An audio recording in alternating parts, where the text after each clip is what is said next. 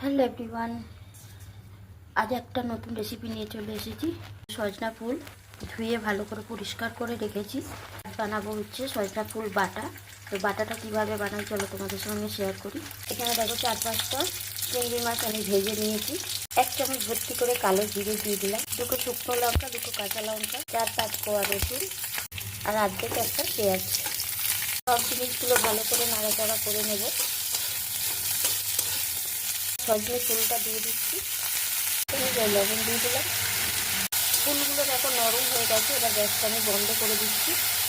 এবার ঠান্ডা করে একটু বেটে নেব।